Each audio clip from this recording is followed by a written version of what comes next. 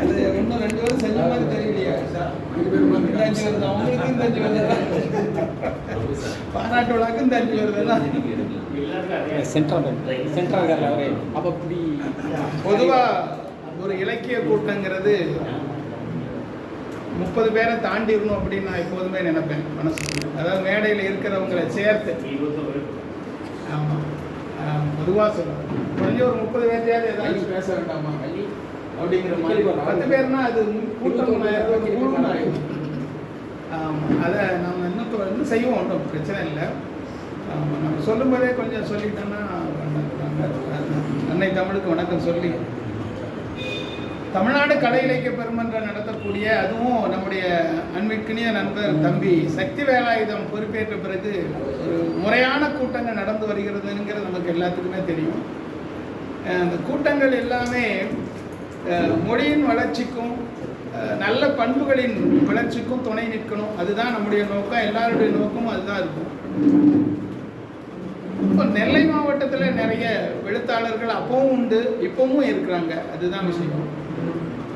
ஒரு காலம் தாண்டி இன்னொரு காலம் பயணிக்கும் போது தான் அதுக்கு முந்தின காலத்தினுடைய எழுத்தாளர்கள் போற்றப்படக்கூடிய வாய்ப்பு எப்போதுமே இருக்கும். சமகால எழுத்தாளர்கள் பெரும்பாலும் போற்றப்படுவதில்லை. அது அந்த எழுத்தின் வீச்சு எப்படி இருந்தாலும் சரி, கூட இருந்தாலும் சரி, குறைவாக இருந்தாலும் சரி, அதெல்லாம் போக்கும் விதத்தில் தான் இன்றைக்கு நம்முடைய திருநெல்வேலி திருவள்ளூர் பேரையாகட்டும், நம்முடைய தாமிரபரணி இலக்கிய மாமன்றம் ஆகட்டும், கலை இலக்கிய பெருமன்றம் ஆகட்டும், சுத்தமல்லி திருவள்ளூர் கழகமாகட்டும், நம்முடைய அகிலன் சாருடைய நூலகத்தில் தாமிரபரணி வாசகர் வட்டமாகட்டும், எல்லாம் இதை கொஞ்சம் எடுத்து செய்கிறாங்க. இப்போ எனக்கு தெரிஞ்சு இன்னும் சில அமைப்புகள் அவங்க அந்த என்ன சொல்லணும், அந்த கார்பரேட் கம்பெனி மாதிரி அந்த கான்கிரீட்டாக அந்த கொள்கையிலேருந்து வெளியே வராமல் நிறைய அமைப்புகள் செயல்படுது. எல்லாத்தையும் இணைச்சி தான் செயல்படணும். நான் உண்மையிலே எல்லாத்துக்கும் கண்டிப்பாக போகணும், கலந்துக்கிடணும்னு ஒரு விருப்பத்தோடு தான் நான் வரேன். யார் அவங்க பேர் போட்டாலும் சரி, போடாட்டாலும் சரி, அதை பற்றிலாம் எனக்கு கவலை இல்லை. நம்மை சார்ந்த நண்பர்கள் இயக்கம் நடத்துகிறாங்க, நமக்கு பிடித்தமானவர்கள் மன்றம் நடத்துகிறாங்க, அவங்களுடைய கூட்டத்தில் நாம் கண்டிப்பாக இருக்கணும் அப்படிங்கிறது நான் எப்போவோ எடுத்த முடிவு. அதன்படி தான் நான் இயங்கிக்கிட்டு இருக்கேன். இயல்பாக கூடுதலாக கொஞ்சம் உற்சாகமாக இருக்கிறதுனால நம்மளை சொல்லிகிட்டு இருப்பாங்க, அவ்வளோதான் விஷயம். அதுபோக நம்ம ஏற்கனவே பேச்சு, புத்தகம், எழுத்துன்னு வந்ததுனால தான் நம்ம ஓய்வு பெற்ற பிறகும் சும்மா இருக்க வேண்டாம், கலைப்பதிப்புன்னு ஒன்று ஆரம்பிப்போம் அப்படின்னு சொல்லி ஆரம்பிச்சுன்னா எந்தவித பிரதிபலனும் இல்லாமல் நல்லா இருக்கணும், சென்னையுடைய தரத்துக்கு இருக்கணும், பிற பதிப்பங்கள் வெற்றி பெற்ற பதிப்பங்களுடைய தரத்துக்கு இருக்கணுங்கிறதுல தான் நம்ம கொஞ்சம் செயல்பட்டு வரோம். அப்படியாப்பட்ட ஒரு புத்தகம் சமீபத்தில் கலைப்பதிப்பகத்தின் சார்பாக வெளியிடப்பட்டது. நம்முடைய தமிழ்ச்செம்மல் பாமணி அவர்களுடைய புத்தகம் பேச்சுக்களையும் அதன் வெற்றி பெறும் உத்திகளும். ஸோ இந்த நூலை பற்றி பேச வந்திருக்கின்ற நாங்களெல்லாம் ரொம்ப பாசமாக நினைக்கிற, எல்லா இடத்துக்கும் வெகு இயல்பாக பொருந்தி போகக்கூடிய எங்களுடைய பேராசிரியர் ராமச்சந்திரன் அவர்களே, இந்த நிகழ்ச்சிக்கு முன்னிலை வைத்து கொண்டிருக்கக்கூடிய நம்முடைய ஐயா ரங்கன் அவர்களே, அவர்கள் இப்போ இந்த கூட்டத்துக்கு வரும்போது நம்ம அடிக்கடி பார்க்கணும், ஒரு எளிமையான தோற்றம், அது நல்லா, அதில் ஒன்றும் சந்தேகம் இல்லை. இன்னும் அவங்க நீண்ட நேரம் பேசி நான் கேட்டதில்லை. என்றைக்காவது அவங்ககிட்ட ஒரு தலைப்பை கொடுத்து நீண்ட நேரம் பேச சொல்லுங்கள், நாங்கள் கேட்கணும் இல்லையா? அவங்க இயக்கத்தோழர்கள் நிறைய கேட்டிருப்பாங்க, ஒன்றும் பிரச்சனை இல்லை. நாங்கள் ஒரு புதிய உறுப்பினர்களாக கொஞ்சம் வந்துக்கிட்டு இருக்கோம். அப்போ உங்களுடைய ஆமாம், அது ஒன்று செய்யலாம். அதோட நம்முடைய ஜெயபாலன் சார் அவர்களே, அதுக்குரிய கண்ணன் புலம்பி சார், நான் ரொம்ப வெளிப்படையாக சொன்னேன்னா கண்ணன் புலம்பி சாரை ரொம்ப அண்டர் எஸ்டிமேட்டு தான் பண்ணியிருந்தேன். வெளிப்படையாக மனம் திறந்து சொன்னேன், இதெல்லாம் என்ன எழுதுவார் அப்படின்னு தான் நினச்சது முதல்ல. அதாவது நம்முடைய சிவசி சார் கூட்டத்துக்கு எப்போதும் வருவாங்க. ஒருவேளை தீவிர வாசிப்பாளராக இருப்பாரோ, சிலர் எழுத மாட்டாங்க, ஆனால் வாசிப்பில் ரொம்ப தீவிரமாக இருப்பாங்க. அதுதான் எல்லாரும் கொண்டாடுவாங்க கண்ணன் சார். இப்போ கொஞ்சம் பொறாமையாக கூட இருக்கும். நான் சொல்ல ஒரு 5 வருஷத்துக்கு முன்னாடியே எடுத்துக்கிடுங்களேன். இப்போ நம்ம சரி தெரிஞ்சிட்டோம். நம்ம தெரிஞ்சதுக்கப்புறம் நான் இயல்பாக பழகிறதுனால எல்லாரும் சரியா சொல்ல முடியும், கூப்பிடியா, பிரச்சனை இருக்காது, கூப்பிடியா அப்படி 2 நிமிஷம் 2 நிமிஷம் பேசி முடிச்சிருவான் அப்படின்ட்டு அன்போட கூப்பிடுறாங்க, அது வேற விஷயம். அப்போ கண்ணன் புலம்பி சாரோட, சிவசி சாரோட கூட்டங்களில் நான் எப்போதும் தவறாமல் பார்ப்பேன். அப்போ நினச்சது உண்டு. ஆனால் அப்புறம் அவருடைய முகநூலில் அவருடைய எழுத்துக்களை படிக்க ஆரம்பித்த பிறகு தான் அந்த மனுஷன் என்னமோ இருக்கியா, ஒன்றும் சும்மா இல்லை, யாரும் எளிதில் கொண்டாடப்பட போகிறதில்ல. அவருடைய எழுத்துக்கள் ஏதோ அந்த பக்கத்தில் வைங்க, அதான் கடைசியாக ஏதோ இருக்கு அப்படிங்கிற ரீதியில் கண்ணன் புலமை சாருடைய அவருடைய எழுத்துக்களை அடிக்கடி படித்து உண்மையிலே ரொம்ப ஒரு பெண் எப்படி எவ்வளோக்கு எவ்வளோ நான் கொஞ்சம் சாதாரணமாக நினச்சிருந்தோம், அதை விட 3 மடங்கு 4 மடங்கு 5 மடங்கு என் மனதில் உயர்ந்து நிற்கிறார் நம்முடைய கண்ணன் புலமை அவர்கள். அதுவும் கலை பதிப்பகத்தில் அவருடைய எழுத்துக்களை முதல்ல கொண்டு வர்றது உண்மையிலே எனக்கு ரொம்ப, நான் வியாபார ரீதியாக உதவுறனோ இல்லையோ அது அடுத்த கட்டம், நான் முடிஞ்ச அளவு சொல்லுவேன். இருந்தாலும் கூட அந்த புத்தகம் ரொம்ப தெளிவாக வரணும் அப்படின்னு நம்முடைய வண்ணதாசன் அவர்கள் அந்த மேடையில் கூப்பிட்டு எனக்கும் அதை டிசைன் பண்ண ஒரு 2 பேருக்கும் சால்வை போட்டு பாராட்டினது இன்றைக்கும் பசுமையாக இருக்குது. இந்த அட்டைப்படம் மட்டும் நான் ஏற்கனவே அங்கேயே சொன்னேன், எனக்கு முழு திருப்தி கிடையாது.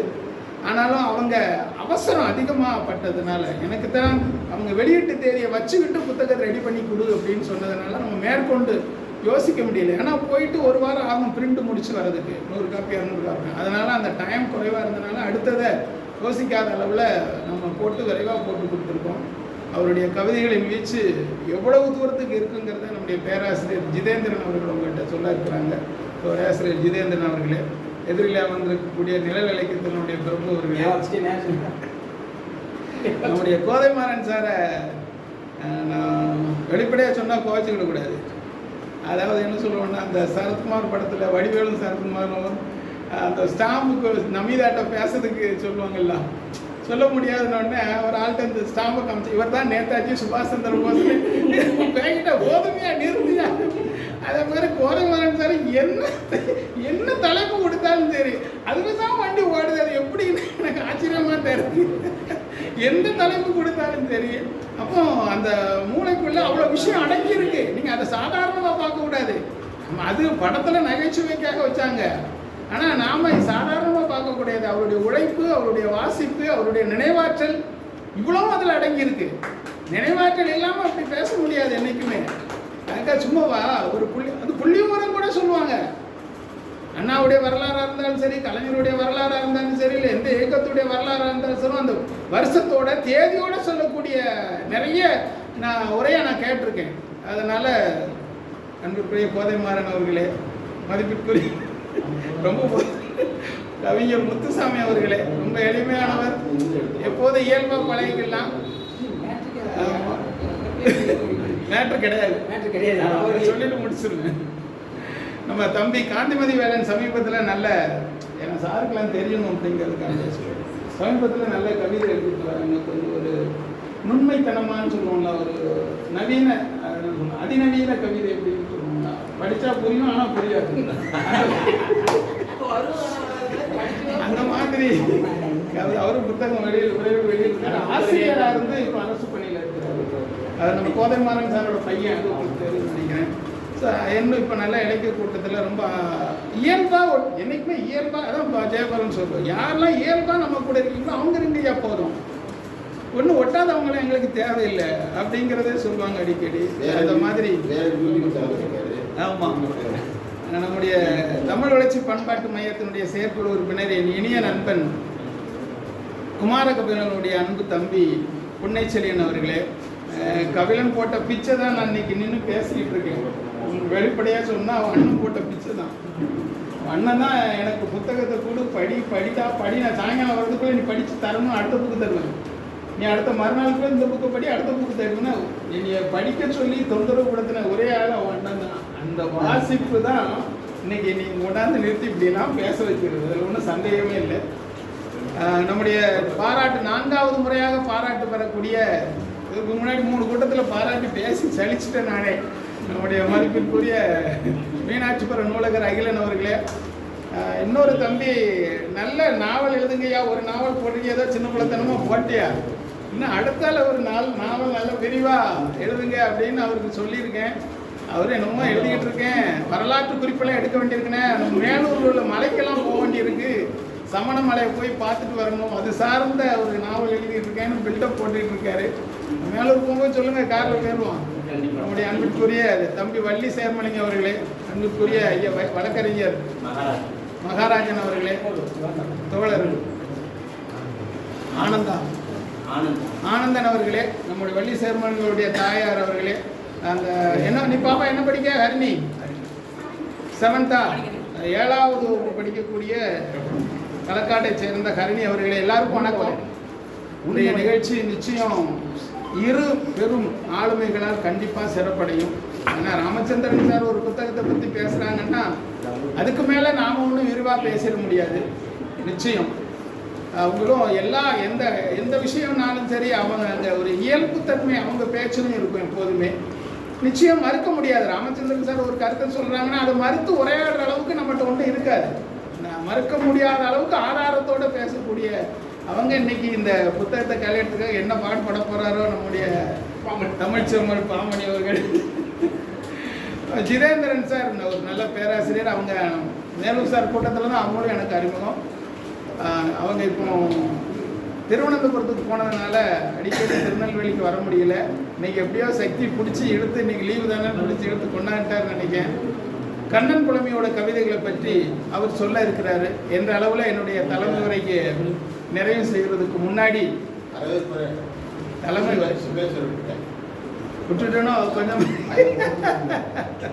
ரொம்ப நெருக்கமாக இருந்தால் அப்படி தான் விட்டுரும். நம்முடைய கவிஞர் சுப்பையா அவர்கள், அவருக்கும் வயசுக்கும் சம்மந்தம் கிடையாது. அதை தான் நான் சொல்லுவேன். எப்படி எல்லாத்துக்கும் கூட இயல்பாக ஒட்டிடுவார்.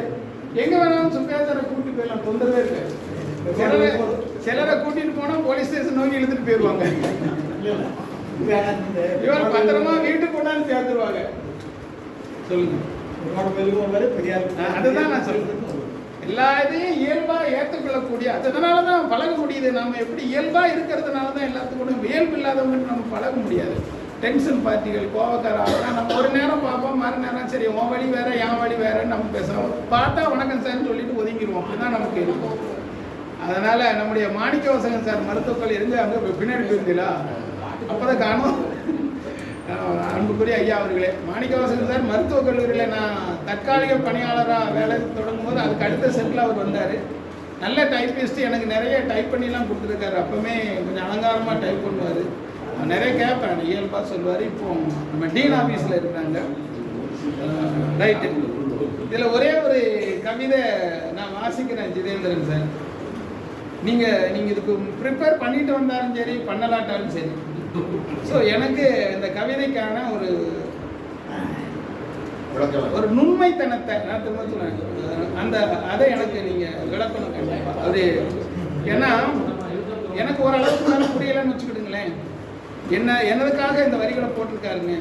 ஸோ நீங்கள் என்ன சொல்கிறீங்களோ நான் அதை பேசுகிறேன்.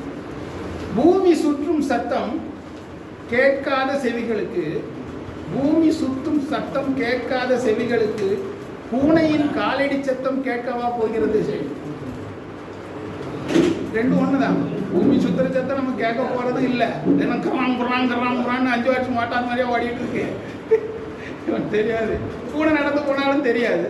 இது ரெண்டுக்கும் ஒரு ஒப்புமை கொண்டாந்துருக்காரு. அடுத்த கேள்வி பாருங்க. பூனையின், அது கூட ஒத்துக்கலாம், ரெண்டுமே சத்தம் கேட்காதியா? பூமி சுத்துறது நம்ம அறிய முடியாது, பூனை நடந்து போனான்னு தெரியும். ஆனால் அடுத்த கேள்வியில் தான் இருக்கு. பூனையின் மேற்பார்வையில் தான் பூமியே சுற்றுகிறது என்பதும் அவர்களுக்கு தெரியவா போகிறது? இங்கே தான் நான் கொஞ்சம் குழம்பி போய் நிற்கிறேன். பார்ப்போம் இதற்கான விடை கிடைக்கா, இல்லாட்டி ஒருவேளை எழுதினவரே ஏற்புரையில் சொல்லுதாரா? உங்களை போல நானும் காத்திருக்கிறேன். இப்படிப்பட்ட ஒரு அருமையான வாய்ப்பை தந்த தம்பி சக்தி வேலாயுதத்துக்கு முதன் நன்றியை தெரிவித்து விடைபெறுகிறேன். நன்றி.